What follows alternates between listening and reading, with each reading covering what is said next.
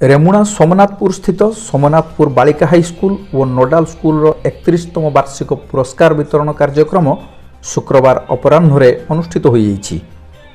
बालिका हाईस्कूल प्रधान शिक्षक मुरलीधर बारिक पौरोहित्य अनुष्ठित पुरस्कार वितरण सभारे मुख्य अतिथि भाव विधायक सुधांशु शेखर परिडा, मुख्य वक्ता शिक्षाप्रेमी प्रभात कुमार विश्वाल एवं सम्मानित अतिथि भाव रेमुणा ब्लॉक अध्यक्ष राजेंद्र राउत, एनएसी अध्यक्षा तनुजा गिरी, काउंसिलर हेमवती बेहेरा एवं पूर्वतन जिला परिषद अध्यक्ष गिरीश चंद्र दास आदि जोगदेई पिलांकु भल मनीष होई समाज गठन रे ब्रती हेबाकु परामर्श देइथिले।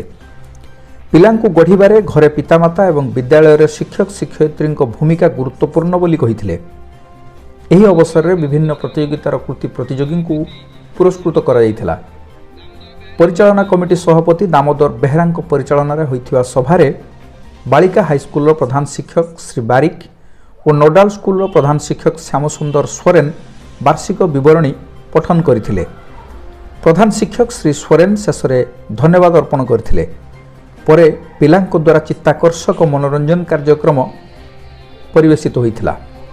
बनलता पाणिग्राही, शांतिलता चंद, ललिता पंडा, प्रवीर कुमार चौधरी, ब्रजगोपाल दास अधिकारी, पूर्णचंद्र बेहेरा, दुर्योधन बारिक, बंशीधर बेहेरा प्रमुख शिक्षक शिक्षयित्री एवं दिलीप कुमार महालिक, बरेंद्र पंडा, सुषमा दास, कलीम खान आदि कर्मचारी परिचालन रे सहयोग करथिले। एटा नूतन वर्ष 2024 जे कि हमर पिला मानकर हमर अंतर्निक गुणावली को विकास करिया पई एवं प्रत्येक वर्ष सरकार नियम अनुसार आम विद्यालय वार्षिक क्रीड़ा उत्सव पालन करुँ।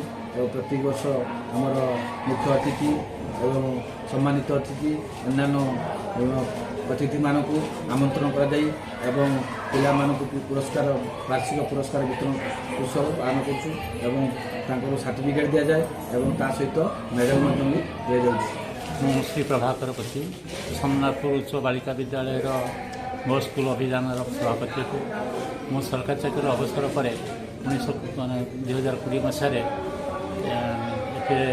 कर्मकर्ता भाव नियुक्त रही यही स्कूल 5टी जो काम है मो स्कूल अभियान मो संपूर्ण दायित्व नहीं आमर कार्यकारी सभापति परिचालन सभापति दामोदर बेहेरा सहित मिसे कार्य कर आज आमर माने सोमनाथपुर उच्च बालिका विद्यालय आज सरस माने 5टी द्वारा सरस सुंदर हो गढ़ी।